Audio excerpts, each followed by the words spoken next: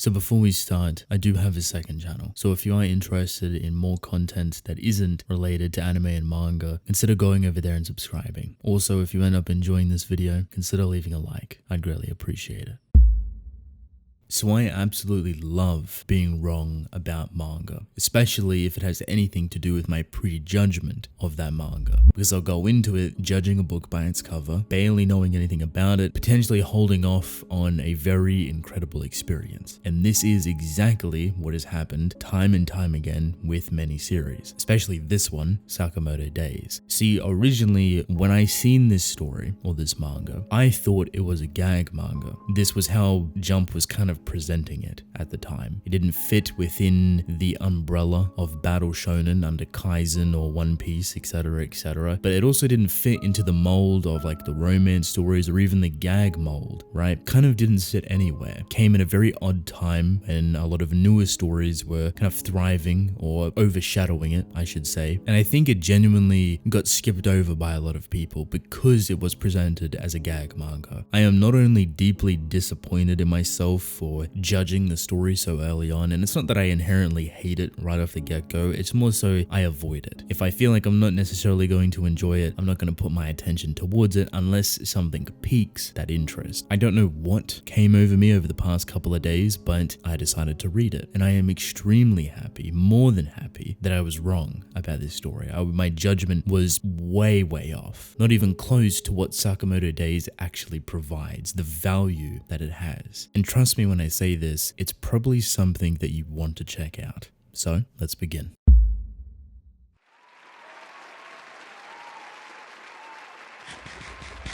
So yes, I may be wrong about a lot of stories, but I'm more than happy to be wrong and to be proven wrong by a lot of stories. And this is one of those times where I didn't really have much of an expectation going into this story, because like I said, originally I thought it was a gag manga. So I thought I would try it out anyway, no harm to that, and found myself completely and wholeheartedly enjoying it through and through. It's relatively small because it's still rather new in the grand scheme of Weekly Shonen Jump, and considering that it is overshadowed by a lot of the stuff that's a bit higher than it in terms of chapter length, like Undead Unluck or Mashal for example, this is something that's very easy to gloss over. I am deeply happy that I read this manga, and for a good handful of reasons. One, I feel like this is a perfect response to Jump Plus's Spy X Family. There is a lot of similarities between them. I wouldn't be surprised within the building blocks of creating this story, the editor and the author sat down and said, look, here's Spy X Family, we need something like this, but obviously within your own realm, within your own authenticity, your own uniqueness, bring your own style to the table. But we don't want it to be solely comedic, and we don't want it to compete or fall under the battle shonen aesthetic, so blend them both together to have a comedic, action-orientated experience, very similar to Spy X Family. Move forward a little bit more, and you have the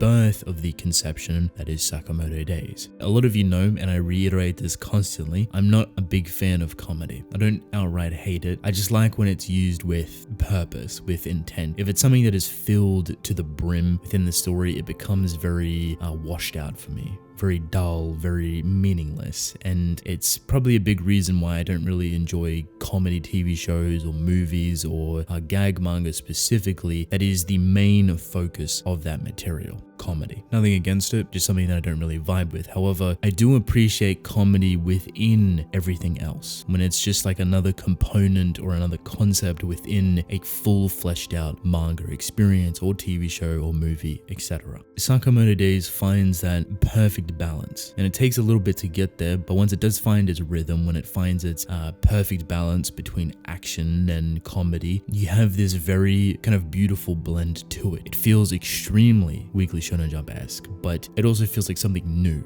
and refreshing. It's kind of weird to explain. It feels nostalgic but also revitalizing and new at the same time. The reason I compare it to Spy X Family is because honestly it feels like the best way to put it. Spy X Family balances comedy with severity and action beautifully. It's one of the best manga out currently that I feel like it does it extremely well, and it's interwoven within not only its dynamics but its overall concept of storytelling to its core. It is a vital piece to the puzzle. The thing is with Spy X Family is that its action or its severity is extremely dark and brutal. So on the surface you could just say that Spy X Family is a pretty light-hearted comedic manga with some action action elements within it, but when you start actually reading the story, there's some pretty messed up things that parallel obviously real world issues, racism, kind of genocide plots, suicide bombings, terrorism, two nations at the brink of war, and the underworkings of assassins and espionage and spies or hitmen interwoven all between. It's a very brutal thing, and it's kind of showcased pretty proficiently through it. It's not something that's hidden, it's something that's always there constantly, so it creates a very contrasted backdrop for its comedy, considering that is the main stage, if you will. Sakamoto Days says something extremely similar, but not as brutal, at least in its finesse, if that makes sense. Its comedy is very similar to Spy X Family. It's very visual in that sense, and the main character is overweight and he has a very simplistic, goofy appearance to himself, and it usually feeds off or is tunneled to the secondary main character known as Shin, who can actually read minds. Funny enough, very similar to Anya within Spy X Family. Because of this, the dynamic between Taro Sakamoto, the main character, and Shin is well thought out through and through. Like, these are the two staple characters that will provide you usually with the most comedy, because Shin can read minds and Taro doesn't really talk all too much. He kind of talks in bullet points, very small phrases, but he thinks about the things that he wants to do very often and provides these gag elements that is filled with the brutality. And this is where the severity of all of this action kind of comes into play. See, Taro is, or was, a very profound hitman, one of the best within the industry, within the hitman world, so to speak. But he's retired now. He's changed his ways. He's left his previous life behind. He now has a loving wife and a young daughter, and he is a very simple convenience store owner. But this doesn't mean that he's dull in any sense. He still has his hitman traits, his strength, speed, etc., etc. He may be overweight compared to what he originally was, and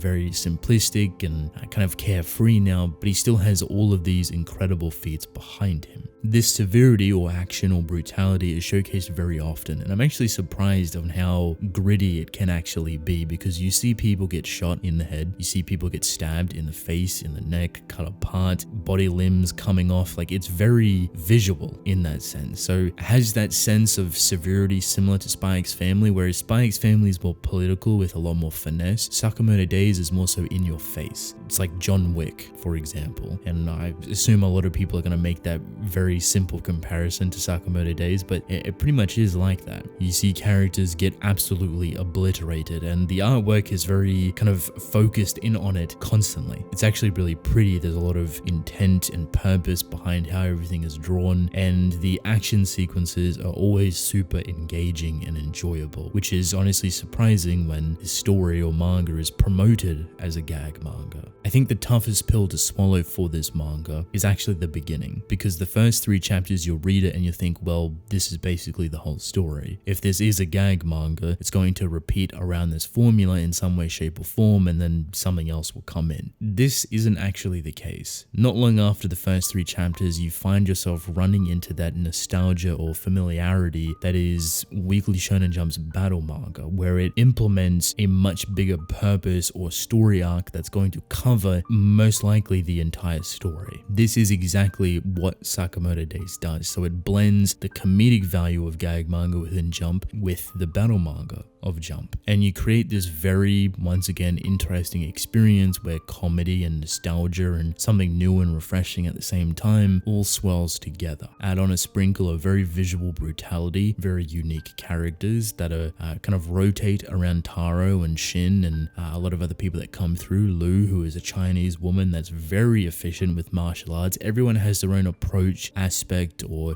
detail towards themselves that makes them entirely unique. Taro being very overweight but extremely proficient when it comes to his hitman aesthetic and what he can actually do. Not to mention, there is an added element to there that revolves specifically around his image, around his body weight, and how it actually fluctuates or changes. It's actually shied away from quite often because they don't want to use it as like a power-up moment, but it definitely is used as a power-up moment. If you have read it, you know exactly what I'm talking about. Shin being a main character but a secondary to Taro, he can can read minds. He's also a hitman himself, and they work hand in hand together very beautifully. Lu, a Chinese woman that they come across, she also joins the ranks as a martial arts woman and someone that is extremely proficient in that regard and brings a whole new element to the story, someone that's very quirky and upbeat compared to Shin and Taro. This is very early, like this is probably within the first 20 chapters, and then you start to see the truer or bigger narrative that Sakamoto Days actually provides. See, because it's on top of the hitman killing kind of business, if that makes sense, there is a lot of very simple constructs that come into play. So there is a handful of different hitman organizations that are obviously in the business of killing people. Taro was a part of this. Shin was a part of this. Obviously, because they are no longer within that life, this organization that branches off into different organizations is ruining their everyday life. Obviously, Taro just wants to be a convenience store owner, and Shin wants to work with him and help him out. So they take all of their efforts and they kind of clash head on with these organizations. And the story does a great job in giving this to you bit by bit in a really familiar type of way, right down that battle jump manga alley. Because of it, it's super easy to understand. It may seem scary at first because of how much they kind of want to show it off, but it genuinely starts to funnel itself in a specific way to give you that familiar sense of, I've experienced something like this before. This organization or this grand big thing, Hitman Association, broken up into different factions, and right at the top is some of the most powerful or best hitman to ever exist, known as the Order. And then everything underneath is kind of like the in-betweens of like some people that are very easily defeated in like 1 or 2 punches, and other people that are extremely powerful and take a whole army to potentially try to defeat. Shin, Taro, and Lu, and everyone else that is a part of the hitman group, obviously trying to protect their everyday life, clash with these organizations head on. And just to make it a little bit more interesting, a little bit more specific, there is a set amount of rules that Taro has to abide by because his wife obviously cares for his safety, doesn't want him to be a bad person or to fall back into that line of work so easily. So she has set rules, considering he left the life for her to start a family with her, and it's a very beautiful and loving family. The biggest one being is no killing, and there will be consequences if there is killing. And you kind of get this idea, they make sure you know it very early on because it does get a lot more chaotic later on within the story, but these are loosely played around quite often, and it kind of makes for some very interesting engagements or thought process that you put yourself through when Taro, Shin, and Lu and everyone else kind of go into battle or find themselves in very awkward or weird situations, which a lot of the time they do. I apologize that I've kind of broken this up in a very weird way to explain this story, so I'd like to do something a little bit more simplistic right at the end of the video to give you a better idea of what Sakamoto Days is like. So with that, let's take a look. Sakamoto Days follows our main character Taro Sakamoto, who used to be one of, if not the best hitman to ever exist. One of the most powerful, one of the most proficient, one of the most deadliest within this world. No one could compete with Taro. He was powerful, he was scary, he was feared. But one day he came across a woman that was working at a convenience store, and it changed his perspective on life. It changed the way that he wanted to live, and he fell deeply in love with this woman.